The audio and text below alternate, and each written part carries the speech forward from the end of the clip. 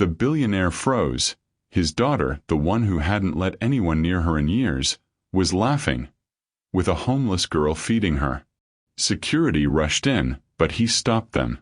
Something in that moment shattered everything he thought he knew about kindness, and what he did next would change both of their lives forever.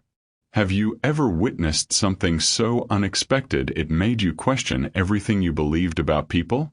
Drop your thoughts below.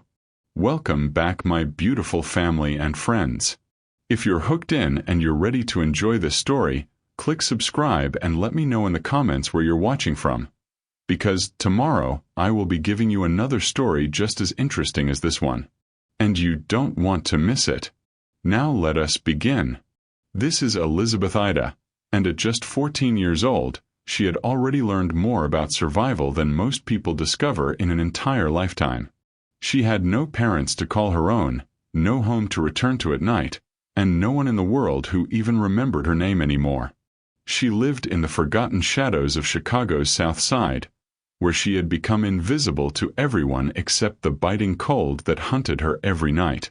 The system had abandoned her, luck had turned its back on her, and yet somehow, beneath all that pain and hardship, she possessed a brilliant mind that refused to die.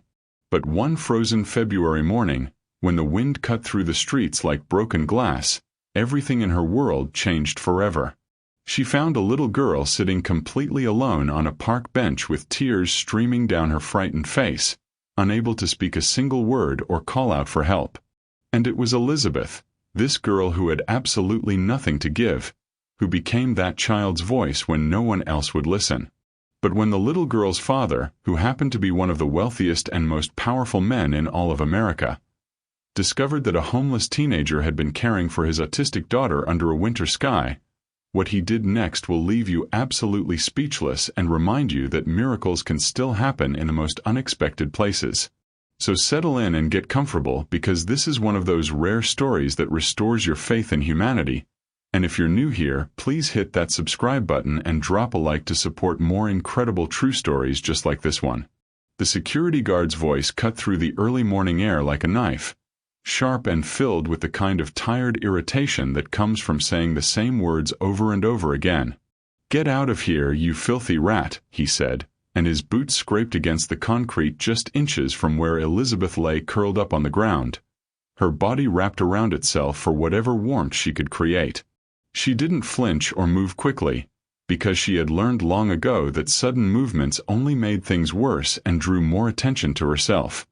"I said move," the guard repeated, his voice mechanical and empty, as if he'd already said these exact words to a dozen other homeless people that week and would probably say them to a dozen more before the week was over.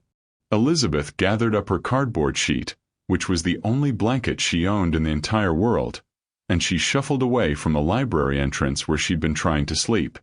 Her breath came out in thick white puffs that hung in the air for a moment before disappearing, and February in Chicago wasn't just cold. It was the kind of cruel cold that turned your fingers completely numb even when you shoved them deep into your pockets, the kind that made your bones ache as if they were trying to escape from inside your skin. She was only 14 years old, but the streets had carved years into her young face and stolen whatever childhood innocence she might have had left. Her hair, thick and dark and matted from weeks without proper washing, was tied back with a rubber band she'd found lying near a dumpster behind a restaurant. Her jacket, which was at least 3 sizes too big for her thin frame, had been donated by a church that later kicked her out for supposedly stealing a sandwich, and it hung off her shoulders like a deflated tent that did almost nothing to keep her warm. The thing about being homeless that most people don't understand is that you become invisible, like a piece of furniture or scenery that people step around without actually seeing. No one looked at Elizabeth as she walked through the streets that morning, and that was exactly how she had learned to survive.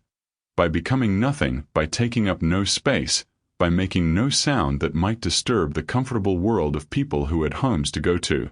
She didn't remember much about her parents anymore, and the memories she did have were faded and blurry like old photographs left out in the sun for too long. Her mother had died when Elizabeth was only 6 years old, and people said it was cancer, though no one had ever explained it in a way that made sense to a frightened child. Her father had disappeared even before that, and she could still remember the day he promised to take her to the zoo, his smile bright and his words full of plans they would never keep, and then the next day he simply wasn't there anymore and never came back. After her mother died, Elizabeth was swallowed up by the foster care system, and she went from one home to another, each one a different kind of painful. Some of the homes were okay, like Mr. and Mrs. Chen, who were genuinely kind people but simply too old and too tired to handle a grieving child who cried every night. Then there were the Robinsons, who only wanted the monthly check from the state and made it very clear that Elizabeth was there for their benefit, not hers. And then came the Parkers, where their biological son made it painfully and violently clear that she wasn't wanted and would never be part of their real family. So at 13 years old, Elizabeth made the decision to run away, figuring that the streets couldn't possibly be worse than another house where she had to lock her bedroom door at night and sleep with a chair pushed against it.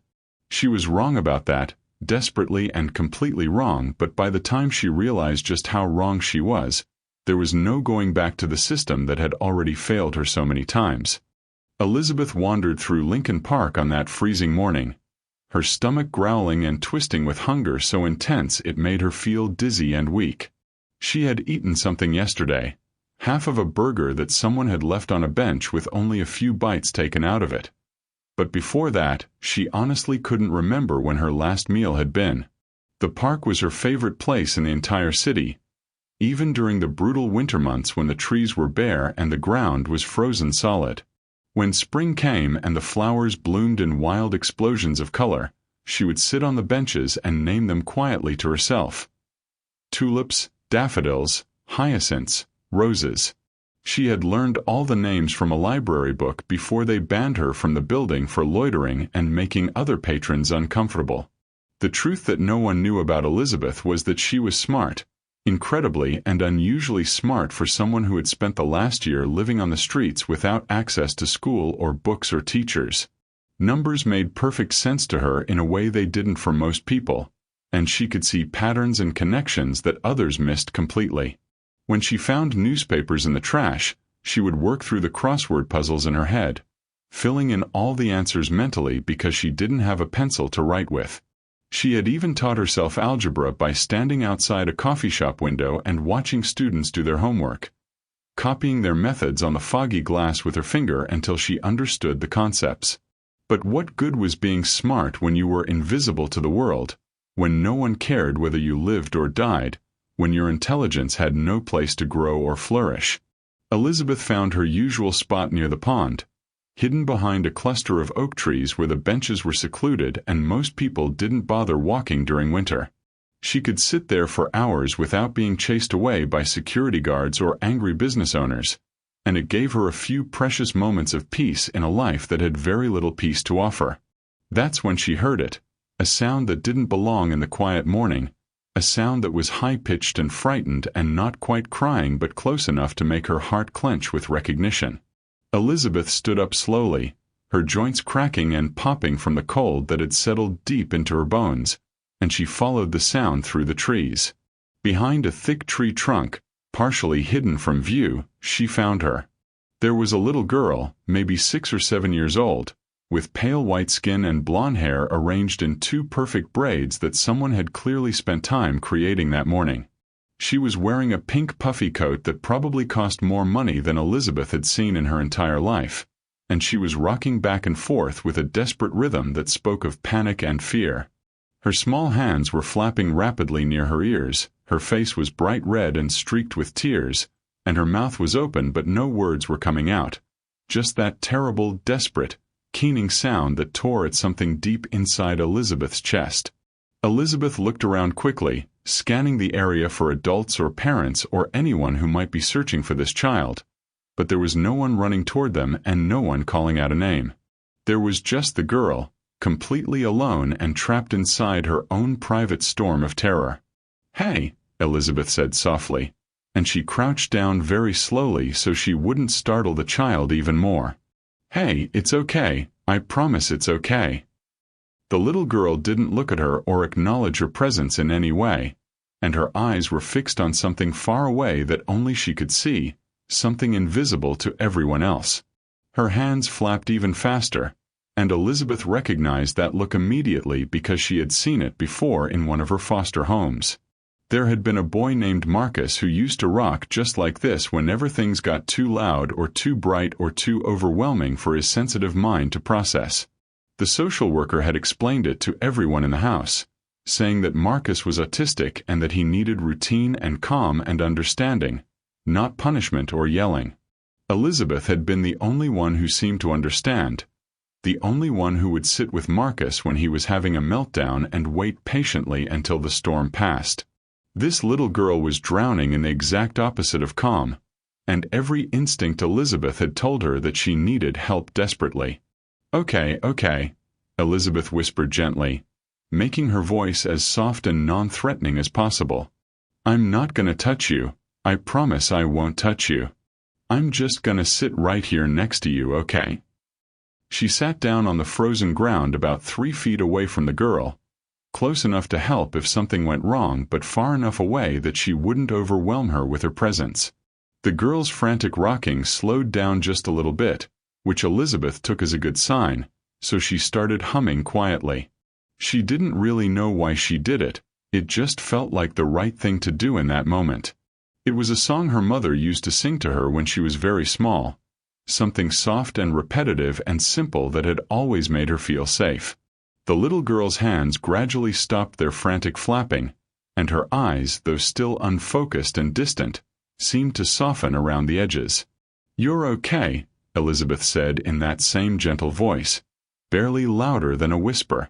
You're safe now, and I'm right here with you. Minutes passed slowly, and Elizabeth just sat there in the cold, humming the same tune over and over while the girl's breathing became more even and regular. The rocking became slower and more rhythmic instead of frantic and panicked, and Elizabeth noticed a small tag on the girl's expensive coat, embroidered in elegant gold thread that read, Ani Alexander.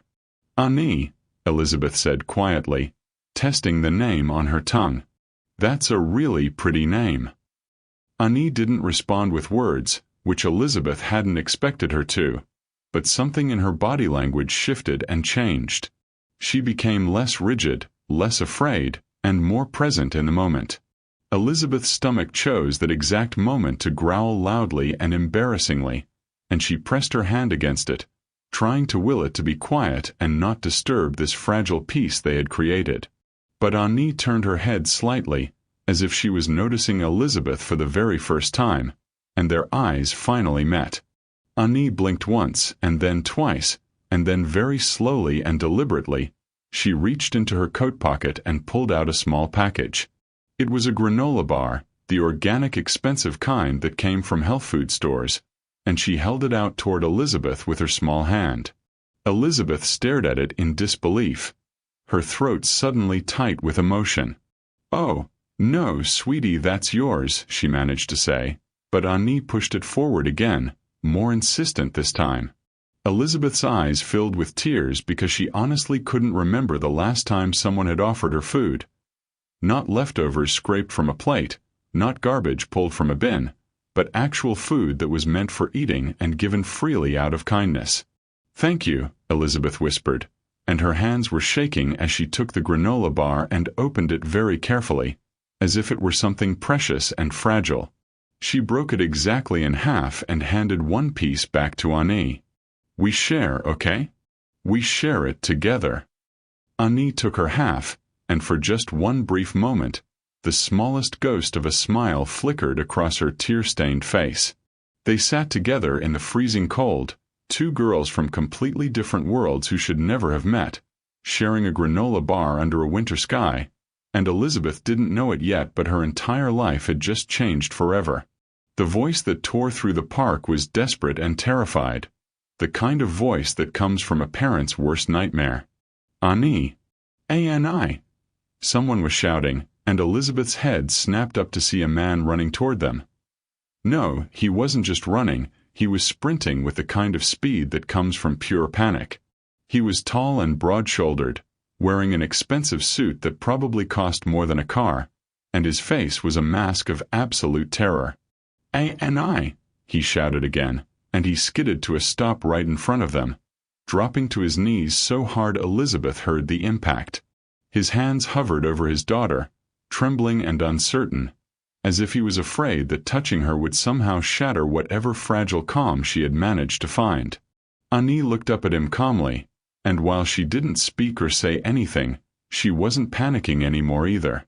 The man's eyes, which were sharp and gray and filled with desperate fear, locked onto Elizabeth with an intensity that made her want to disappear.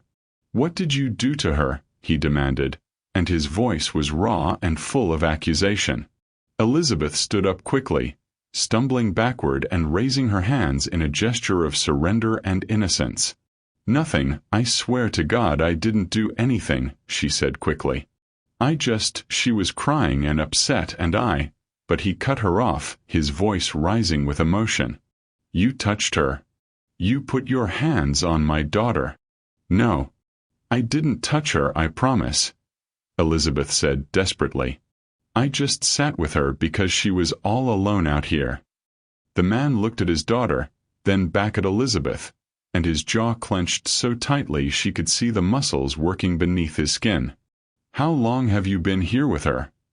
he asked, and there was something dangerous in his voice. "I don't know exactly," Elizabeth answered honestly. "Maybe 20 minutes. Maybe a little more."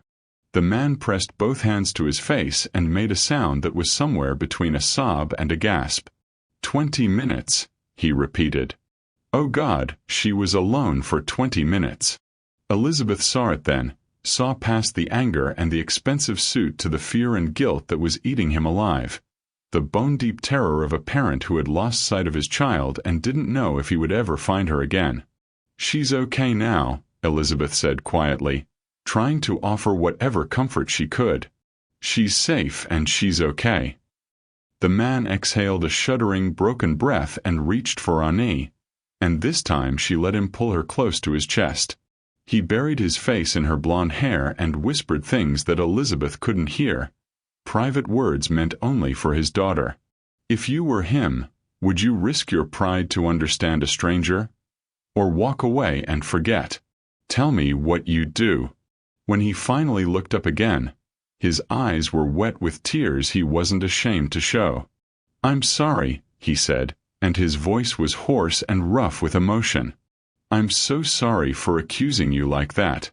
I didn't mean to. I was just so scared." Elizabeth nodded because she understood that fear, even though she'd never been a parent herself. "You were scared," she finished for him. "I get it, I really do." He studied her for a long moment, really looking at her for the first time, and she could see him taking in the oversized jacket that hung on her thin frame, the dirt that was permanently embedded under her fingernails, and the cardboard sheet that was still tucked under her arm. "You're homeless," he said, and it wasn't a question but a statement of obvious fact. Elizabeth lifted her chin with whatever dignity she had left. "Yeah, I am." His expression changed as he processed this information. "And you stayed with her anyway," he said slowly. "You kept her calm and safe when she needed someone." Elizabeth shrugged, uncomfortable with the gratitude in his voice. She needed help, and there was nobody else around. Something shifted in his expression, something that looked almost like wonder. "What's your name?" he asked. "Elizabeth," she answered. "Elizabeth Ida." He stood up slowly, lifting Annie easily in his strong arms, and she clung to his neck quietly. "I'm Sanchez Alexander," he said. "And this is my daughter Annie." Elizabeth nodded, not sure what else to say or do in this strange situation. Sanchez looked at her for a long time, really studying her face as if he was trying to solve a puzzle, and then he reached into his pocket and pulled out a leather wallet. He opened it and held out several bills. She could see they were 50s, maybe even a $100 bill. "For helping her," he said. "Please take it." Elizabeth stared at the money, and every cell in her hungry, desperate body was screaming at her to take it, to grab it and run before he changed his mind. But something deeper inside her, something that the streets hadn't managed to kill yet, made her shake her head slowly. "I didn't do it for money," she said quietly. Sanchez blinked in obvious surprise. What do you mean?" he asked, as if he couldn't quite believe what he was hearing. "She needed help," Elizabeth repeated. "That's all there is to it." For the first time since he had arrived in a panic, Sanchez truly saw her. Not as a homeless kid who might be dangerous, not as a potential threat to his daughter, but as a person with her own dignity and principles. "How old are you, Elizabeth?" he asked gently. "I'm 14, she answered. His face darkened with something that looked like anger, though she could tell it wasn't directed at her. 14 years old and you're out here on the streets alone, he said quietly. She didn't answer because there was nothing to say that would make it better. He looked down at Annie, who had turned her head to peek at Elizabeth with curious eyes. "My daughter doesn't usually let strangers anywhere near her," Sanchez said slowly, almost talking to himself. "She especially doesn't share her food with people. Ever." He paused, and when he looked back at Elizabeth, there was wonder in his expression. "You did something today that I haven't been able to do in weeks, maybe months. You calmed her down when she was spiraling." Elizabeth shrugged uncomfortably. I've seen it before in foster care. There was a boy who was like her." "Foster care," Sanchez repeated softly, and she could see him putting pieces together in his mind. Annie suddenly squirmed in his arms and pointed directly at Elizabeth with her small finger. Sanchez's eyes widened in surprise. "She wants." "Annie, baby, we have to go home now," he said gently to his daughter. But Annie pointed again, more insistent this time, and made a small sound of frustration. Sanchez ran his hand through his perfectly styled hair, and Elizabeth could see that he was exhausted and overwhelmed. I can't just." He stopped himself mid-sentence, took a deep breath, and seemed to make a decision. "Elizabeth, I know this is going to sound completely insane, and I understand if you say no," he began carefully. "But I need to ask you something important." Elizabeth waited, her heart pounding so hard she could hear it in her ears. "How would you like to come back to my place for a warm meal and a shower?" he asked. "Just for today, I promise there are no strings attached. He looked at his daughter with so much love it hurt to witness. "I think Annie would really like that, and honestly, so would I." Every instinct that Elizabeth had developed over her year on the streets was screaming at her that this was a trap, that rich men didn't just help homeless girls out of kindness, that there had to be a catch somewhere. But when she looked at Annie, she saw the little girl watching her with those wide, trusting eyes that seemed to see straight into her soul. And Elizabeth heard herself say, "Okay, I'll come." The car was warm, almost uncomfortably warm after spending so long in the freezing cold, and Elizabeth's frozen skin prickled painfully as feelings slowly returned to her fingers and toes. She sat in the back seat as far from Sanchez as physically possible, clutching her cardboard sheet in her lap like it was a shield that could protect her from whatever might happen. Annie sat in her car seat between them, humming softly to herself, and the sound was oddly comforting. Sanchez drove in complete silence, his knuckles white from gripping the steering wheel so tightly, and Elizabeth watched the familiar streets blur past the window and gradually transform into unfamiliar ones. The buildings grew taller and cleaner and shinier, and she realized they were heading into a part of Chicago she had never seen before. They pulled up to a high-rise building that looked like something out of a magazine or a movie, all glass and steel stretching impossibly high toward the gray sky. A doorman wearing an actual uniform tipped his hat as they approached the entrance. "Mr. Alexander, welcome back, sir," he said professionally. Sanchez nodded at him. "Thank you, James."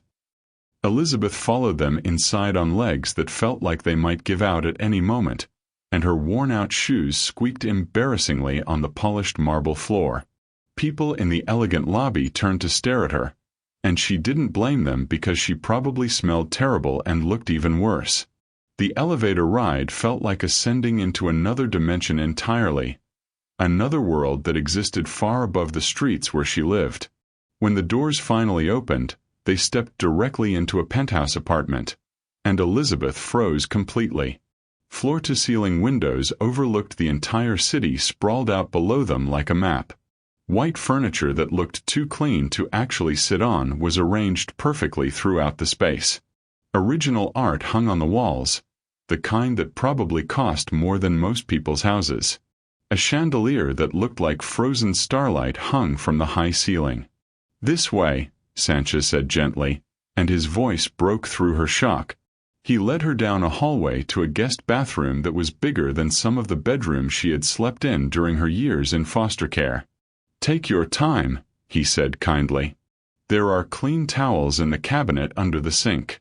I'll leave some fresh clothes outside the door for you when you're done." Elizabeth nodded because she couldn't find her voice, and he started to leave but then paused in the doorway. "Elizabeth," he said quietly, "thank you for what you did today in the park." Then the door closed softly behind him, and she was alone. Elizabeth stood in front of the massive mirror and stared at her reflection, barely recognizing the person looking back at her. She looked like a ghost, like a stranger, like someone who had forgotten what it meant to be human. She turned on the shower, and hot water came pouring out immediately, which seemed like a miracle in itself. She stepped in while still wearing all her clothes because they needed washing just as badly as she did, and she watched the dirt and grime spiral down the drain in brown streams. When was the last time she had been truly clean? She honestly couldn't remember anymore. She scrubbed her skin until it was raw and pink and new, washed her hair 3 times with expensive-smelling shampoo, and stood under the hot spray until her fingers turned pruny and wrinkled. When she finally stepped out, wrapped in a towel that was softer than anything she'd ever felt, there was a stack of clothes waiting outside the door just like he'd promised. Jeans that looked brand new with the tags still attached. A soft blue sweater that felt like a cloud. Socks, actual clean socks. She dressed very slowly, savoring the feeling of clean fabric against clean skin, and it felt like putting on a new identity. When she finally emerged from the bathroom, Sanchez was in the kitchen, and Ani was sitting at the island counter, coloring peacefully in a book. "Feel better?" Sanchez asked when he saw her. "Yeah," Elizabeth managed to say, though the word felt completely inadequate for what she was feeling. He gestured to an empty stool beside Ani. "Sit down and relax. I'm making grilled cheese sandwiches. They're Ani's favorite." Elizabeth sat carefully, and she watched him move around the kitchen with the awkward confidence of someone who didn't cook often but was trying his very best. Ani slid a crayon across the table toward Elizabeth, an invitation to join her. Elizabeth picked up the crayon and drew a simple flower on the edge of Ani's coloring page. Ani looked at it, smiled that small smile again, and then carefully added stems and leaves to complete it. They colored together in comfortable silence while Sanchez cooked, and for the first time in as long as Elizabeth could remember, she felt something close to peace. When the sandwiches were ready, golden and perfect and smelling like heaven, Sanchez placed one in front of each of them. Elizabeth stared at hers, watching the butter glisten and the cheese stretch between the pieces of bread. "Eat," Sanchez said softly, and it sounded like permission she'd been waiting for. She took a bite, and the cheese was melted perfectly, stretching in long strings, and the butter was crispy and rich and everything good in the world. It was the best thing she had ever tasted in her entire life. She tried to eat slowly and carefully, tried to have manners and dignity, but her body had other ideas entirely. The sandwich was gone in just a few minutes, and she looked up to find Sanchez watching her with an expression she couldn't quite read. Without saying a word, he placed another sandwich in front of her, and she ate that one too, more slowly this time but just as gratefully. Afterward, Ani tugged gently on Elizabeth's sleeve and led her to a room that was filled with more toys than Elizabeth had ever seen in one place. A playroom that was bigger than any foster home she had ever lived in, with shelves and bins and boxes overflowing with possibilities. Annie picked up puzzle pieces and started arranging them on the floor with careful precision. Elizabeth sat down beside her and helped, and they worked together in silence. Annie occasionally made small sounds of satisfaction when pieces fit together perfectly, and Elizabeth noticed how Annie sorted everything by color first and then by shape. Methodical, precise, intelligent. "You're really smart, aren't you?" Elizabeth whispered, though she didn't expect an answer. Annie didn't answer with words, but her hands moved faster and more confidently, as if Elizabeth's recognition had given her permission to show her intelligence. Hours passed, or maybe it was just 1 hour. Time felt strange and elastic in this place where warmth and safety weren't temporary gifts that could be snatched away at any moment. Eventually, Sanchez appeared in the doorway, his tie loosened and his suit jacket removed, looking less like a billionaire and more like a tired father. "Elizabeth, can we talk for a minute?" he asked gently. She followed him to the living room, and Annie came too, sitting close to Elizabeth on the soft couch as if she was already attached. Sanchez sat across from them, leaning forward with his elbows on his knees and his hands clasped together. "I need to tell you something important," he began slowly. "And I need you to listen without running away, okay?" Elizabeth's guard went up immediately, all her defensive instincts coming alive. "Okay," she said carefully. "Annie has autism, which you probably figured out already," he continued. "She's 7 years old, but she hasn't spoken a single word since she was 3 years old." His voice cracked slightly. "Her mother, my wife Sarah, she passed away 2 years ago in a car accident, and since then, Annie's gotten worse. More withdrawn, more anxious, more trapped inside herself.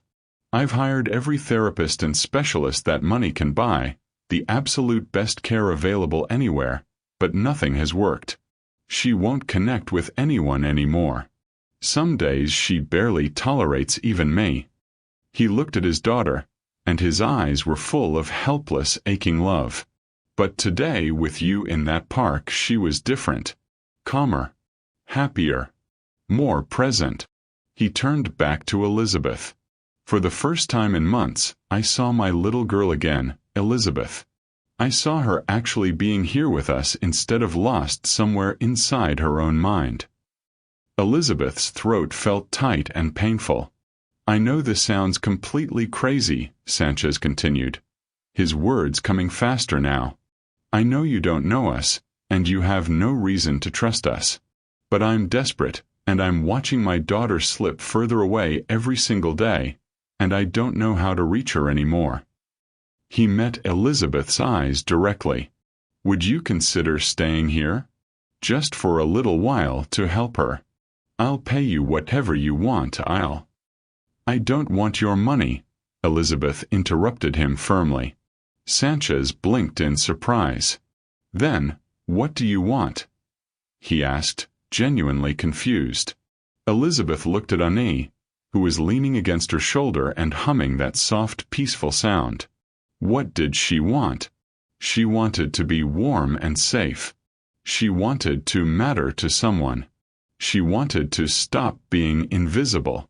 "I want to help her," Elizabeth said quietly. "That's all I want." Sanchez stared at her for a long moment, and then, to her complete shock, his eyes filled with tears that spilled down his cheeks. "Okay," he whispered, his voice breaking. "Okay, then." The first week in the penthouse was the strangest week of Elizabeth's entire life.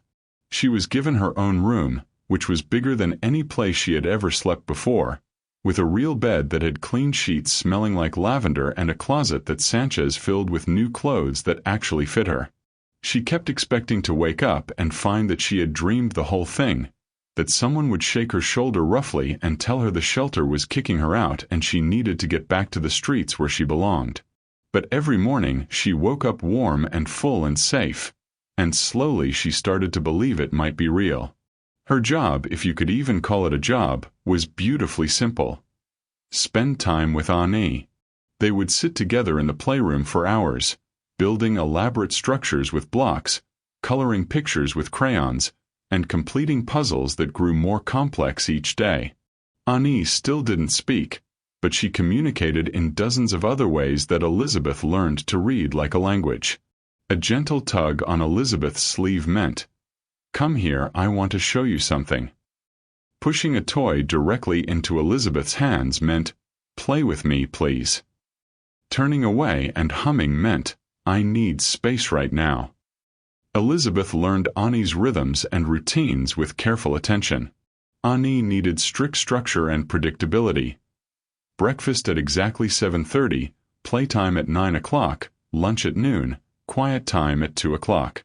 If something disrupted that carefully constructed routine, even something small, Ani would spiral into a meltdown.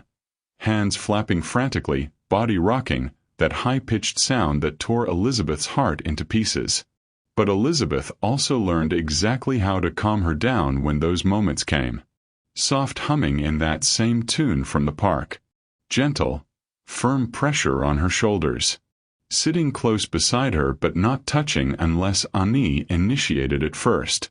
Sanchez would watch them sometimes from the doorway, his tall frame leaning against the wall, and his expression was always unreadable. A mixture of hope and pain and something else Elizabeth couldn't quite identify.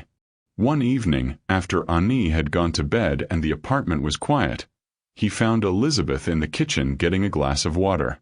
"You're really good with her," he said, and there was genuine wonder in his voice. Elizabeth shrugged uncomfortably. "I just pay attention to what she needs." He smiled slightly. "That's more than most people ever bother to do." They stood in silence for a moment, and then Sanchez asked, "Can I ask you something personal? How did you end up on the streets?" Elizabeth tensed immediately, her body going rigid with defensive energy. "Does it really matter?" she asked. "No, it doesn't matter at all," he said gently. "But I'd like to know your story if you're willing to share it with me." She looked at him carefully, really studying his face, and she saw genuine curiosity there but no judgment, no pity, just honest interest in her as a human being. So she told him everything.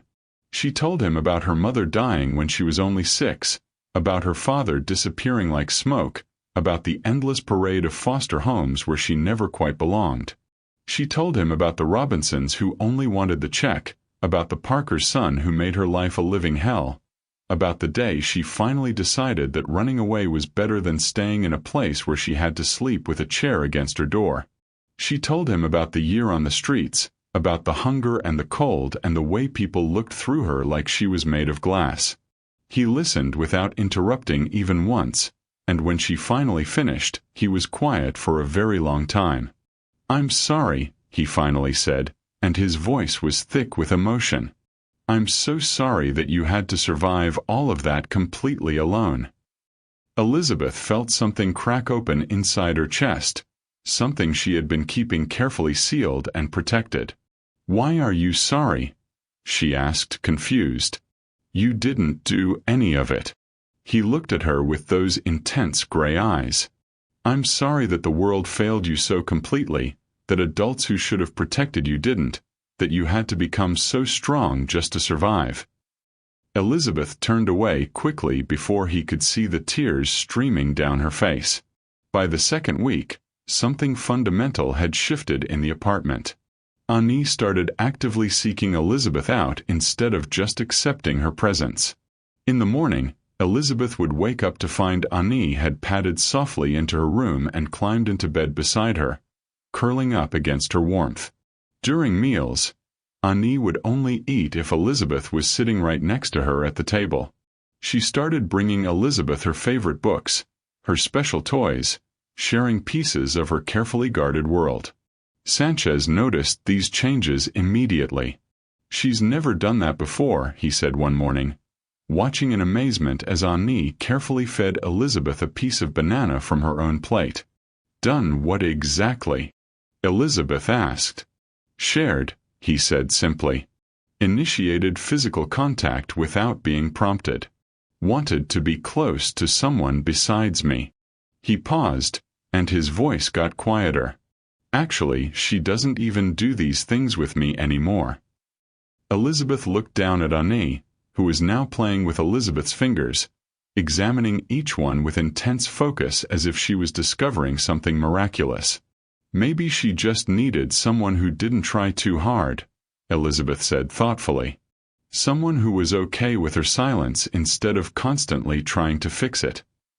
Sanchez smiled, but it was a sad smile full of regret. Maybe you're right, he agreed quietly. That afternoon, Elizabeth was reading to Annie from a picture book, her voice gentle and rhythmic, when she noticed something that made her heart skip a beat. Annie's lips were moving silently, forming the shapes of the words as Elizabeth read them aloud. Annie, Elizabeth whispered, hardly daring to breathe. Can you read this? She pointed to a word on the page. Cat. Annie's lips moved carefully and deliberately. Elizabeth's pulse thundered in her ears.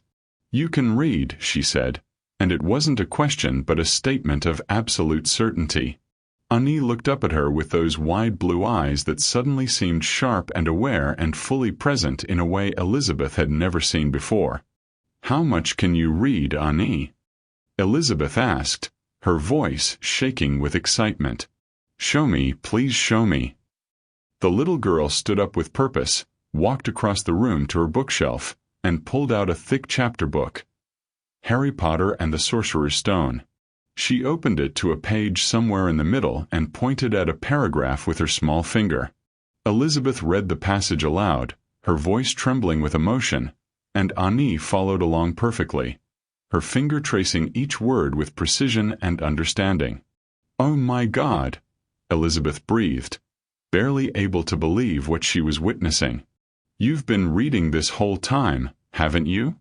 You've been understanding everything, you just can't tell anyone.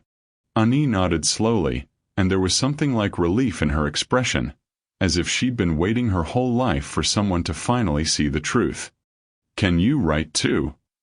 Elizabeth asked, almost afraid to hope. Annie hesitated for just a moment, and then she nodded again, more confidently this time. Show me, please, Elizabeth said urgently. Annie grabbed a piece of paper from her art supplies and a crayon, and her hand moved slowly and carefully across the page, forming letters with concentrated effort. When she was finished, she handed the paper to Elizabeth with both hands, and Elizabeth looked down at the shaky but unmistakably clear letters that read, "Thank you for seeing me." Elizabeth's vision blurred with tears that she couldn't hold back anymore, and they spilled down her cheeks freely. I see you, Annie, she said, her voice breaking with emotion. I see you, and you're so smart and so special and so beautiful. Annie climbed into Elizabeth's lap and buried her small face in Elizabeth's shoulder, and they sat there together, holding each other while Elizabeth cried tears of joy and heartbreak all mixed together.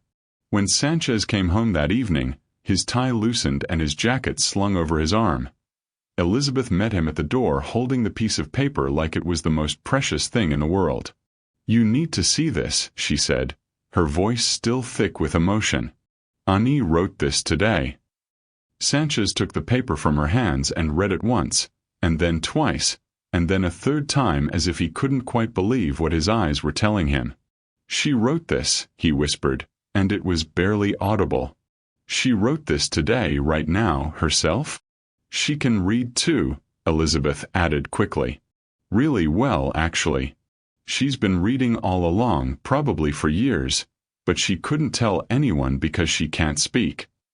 Sanchez looked up at Elizabeth, and his eyes were shining with unshed tears, and then he looked at his daughter who was standing quietly beside Elizabeth.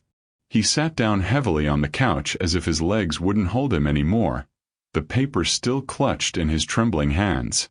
How did you know? He asked Elizabeth, his voice hoarse and raw. How did you figure this out when all those expensive specialists couldn't?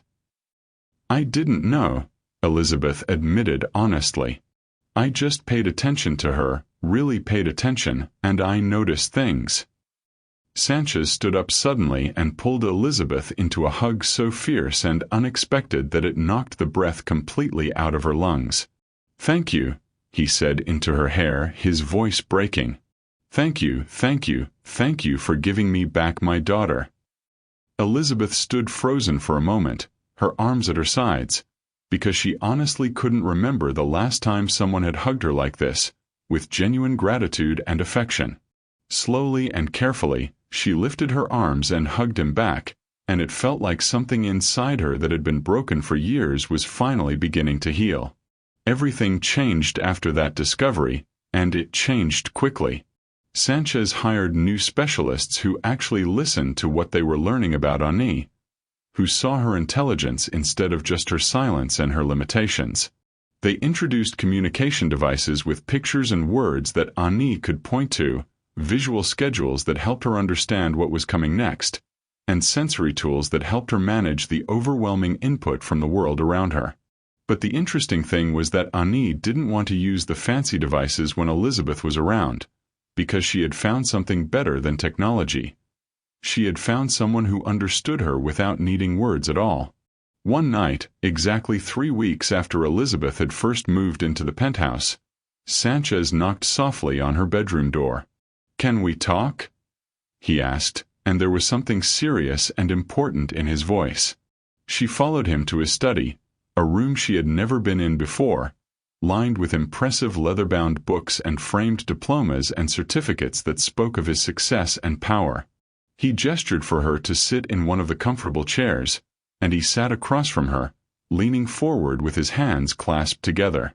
"Elizabeth, I need to be completely honest with you about something," he began, choosing his words carefully.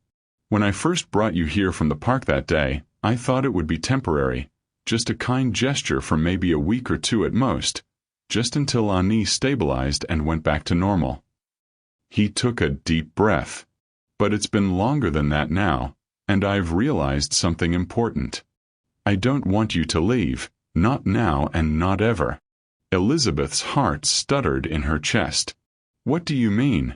she asked, though part of her was afraid to hope. "I want you to stay here permanently," he said clearly and firmly. "I want to become your legal guardian and give you a real home." The room seemed to tilt sideways, and Elizabeth gripped the arms of the chair to steady herself. "I don't understand," she whispered. "Why would you do that?" Sanchez looked at her with an intensity that made her feel seen in a way she'd never experienced. "You're 14 years old, which means you're still in the system somewhere, still technically a ward of the state. I have resources and lawyers, good ones who can help me file for guardianship. I can give you a stable home, get you back into a real school with real teachers, give you the future you deserve." His eyes were bright with emotion. "You've given me my daughter back, Elizabeth. You saw her when no one else could. You reached her when I'd almost given up hope. Let me give you something back. Let me give you a chance at a real life." Elizabeth couldn't breathe properly, and tears were streaming down her face before she could stop them. "I don't understand why you would do this," she said again, her voice breaking. "People don't just save people like me, they don't just decide to care." "Yes, they do," Sanchez said gently, and he reached over and took her hand in his. "Sometimes they do, and this is one of those times." He squeezed her hand carefully. "You deserve this, Elizabeth. You deserve safety and stability and someone who fights for you. Please let me do this." Elizabeth looked at him through her tears, this powerful man who could have ignored her in the park, who could have paid her off and sent her away, who could have done anything except choose to see her humanity. "Okay," she whispered, barely able to get the word out. "Okay, yes." The legal process took months, long and complicated months filled with paperwork and court dates and interviews that seemed endless. Social workers came to the penthouse to evaluate the situation. Psychologists came to assess Elizabeth's mental state and make sure she wasn't being coerced or manipulated. And lawyers argued about precedent and procedures in language Elizabeth couldn't always follow. Some people were deeply skeptical of the arrangement, asking pointed questions about why a wealthy white man would want to adopt a black teenage girl, looking for signs of exploitation or scandal or hidden motives that would confirm their suspicions. But every single time they interviewed Elizabeth, she told them the absolute truth in clear, unwavering language. "He's giving me a chance that no one else would, he's giving me a home and a future, and he's asking for nothing in return except that I help his daughter." And when they interviewed Ani, she handed them a note she had carefully written in her increasingly confident handwriting that simply said, "Elizabeth is my sister now, and she belongs here with us." The judge assigned to their case was an older woman named Judge Martinez who had kind eyes and 20 years of experience with family court.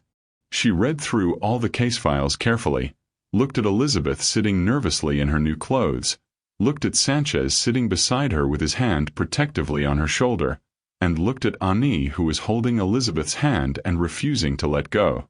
"This is certainly an unusual situation," Judge Martinez said thoughtfully. "But it's not without precedent, and everything I've seen suggests that this placement is in the best interest of the child." She picked up her official stamp, and the sound of it hitting the document echoed through the quiet courtroom. "Petition for guardianship is hereby granted," she announced formally. Elizabeth became Elizabeth Ida Alexander on a Tuesday in September, and when the judge handed her the official papers with her new legal name printed on them, she couldn't stop staring at it.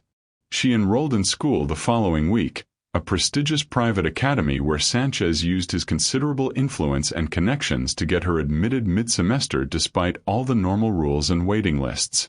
It was absolutely terrifying in ways she hadn't expected. She was years behind in some subjects like formal English grammar and structured science labs, because her education had massive gaps from all the moves and the year on the streets. But in other areas, mathematics, logical reasoning, reading comprehension, she was years ahead of her classmates, able to solve complex problems and see patterns that others missed completely. Her teachers didn't quite know what to make of her, this quiet girl who could solve advanced calculus equations but sometimes flinched instinctively when people moved too quickly near her. But Elizabeth worked harder than anyone else in that school, driven by a desperate need to prove that she deserved this chance she'd been given. Every single night, Sanchez would find her sitting at the dining table long after Ani had gone to sleep, surrounded by textbooks and notebooks and papers, her hand cramping from taking detailed notes in her careful handwriting. "You don't have to prove anything to anyone," he would tell her gently. "You've already proven everything that matters." But Elizabeth would shake her head stubbornly. "Yes, I do have to prove it," she would reply. "I have to prove it to myself." By the end of her first year at the academy, Elizabeth was ranked at the top of her class in mathematics and science. By the end of her second year, she was tutoring other students who were struggling, sharing the knowledge she'd fought so hard to gain. Ani was thriving too in her own way, using her communication device at school to type out full sentences that amazed her teachers with their depth and intelligence. But at home, she still preferred writing notes to Elizabeth, and Elizabeth kept every single one of them in a special box under her bed. One night, Ani slipped a new note under Elizabeth's bedroom door, and when Elizabeth unfolded it, she read, "I'm so glad you found me that day in the park." Elizabeth kept that particular note in her pocket for weeks, touching it sometimes just to make sure it was real and not something she dreamed. On Elizabeth's 16th birthday, Sanchez threw her a party in the penthouse. Nothing huge or overwhelming, just a few close friends from school, a beautiful cake with her name written in elegant frosting, and colorful balloons tied to the furniture. Elizabeth stood in the middle of the living room, surrounded by people who actually knew her name and wanted to celebrate with her, and she couldn't quite believe that this was her life now. Ani gave her a drawing she had made, and when Elizabeth looked at it, she saw two girls sitting under a tree, one wearing a pink puffy coat and one wearing an oversized jacket, sharing something small between them. "This is the day we met," Elizabeth whispered, her throat tight with emotion. Ani nodded seriously, and then she gave Elizabeth a small bracelet she had made herself from colorful beads, clumsy and handmade and absolutely perfect. Elizabeth slipped it onto her wrist immediately and knew she would never take it off. Sanchez appeared beside them holding 2 wrapped boxes. "One's from me and one's from both of us together," he said with a smile. Elizabeth opened the joint gift first, and inside she found a leather journal with her new initials embossed on the cover in gold letters. "EIA, for your story," Sanchez explained softly. "Because I think it's one worth telling someday, worth remembering." Elizabeth ran her fingers over the letters, feeling the reality of her new identity. Elizabeth Ida Alexander. A girl with a family, with a home, with a future. "Thank you," she whispered, and the words felt completely inadequate for everything she wanted to say. "For everything you've done, for everything you've given me." Sanchez smiled warmly and pulled both girls into a hug. "You saved my daughter, Elizabeth," he said quietly. "You gave her a voice when no one else could. You saw her humanity when everyone else only saw her disability. That's something no amount of money could ever buy or replace." Elizabeth leaned into the embrace, and Ani squirmed a little but didn't pull away. "And you saved me," Elizabeth replied honestly. "You saw me when I was invisible. You gave me worth when I felt worthless." They stood there together, the 3 of them forming a circle of love and healing, a family that had been created not by blood or biology but by choice and compassion and the simple decision to see each other's humanity. Years later, when Elizabeth graduated from college with dual degrees in psychology and special education, she would often think back to that freezing February morning in the park. She would remember the bitter cold that had numbed her fingers and toes, the desperate fear in Ani's eyes, the sound of the little girl's distressed crying echoing through the empty spaces between the trees. She would remember the choice she had made in that crucial moment, to stay instead of walking away, to help instead of ignoring, to care when it would have been easier not to. And she would think about all the other children still out there somewhere, living on the streets or trapped in systems that didn't see them, invisible and forgotten and desperate for someone to notice they existed. So Elizabeth started a foundation and named it after both of them. The Ani Elizabeth Foundation for Homeless Youth and Neurodivergent Children. Sanchez funded it generously with his considerable wealth. Ani helped run the programs with her unique insights and perspective, and Elizabeth became the voice for all the voiceless children who needed someone to fight for them. She made sure that no child would ever have to sleep on cardboard or go hungry or feel like they didn't matter to anyone. She created safe spaces and educational programs and support systems that actually worked because she understood what it felt like to have nothing and no one. And every single day, when she walked into her office and saw the photos on her wall of children they had helped, children who had been given second chances and new beginnings just like she had, Elizabeth would touch the beaded bracelet that still hung on her wrist after all these years. She would remember a 7-year-old girl sharing a granola bar on the coldest morning of the year, and she would smile because she knew that sometimes, in the most unexpected moments and the most impossible circumstances, miracles really do happen. Because once upon a time, there was a homeless girl who saw a little girl who couldn't speak, and instead of walking away like everyone else had done, she chose to stay. She stayed, and that one simple choice changed everything for both of them forever. Thank you for watching the story to the end. If you enjoyed this story, you will surely love the next one. It's as interesting and even more intriguing as can ever imagine. So, do check it out.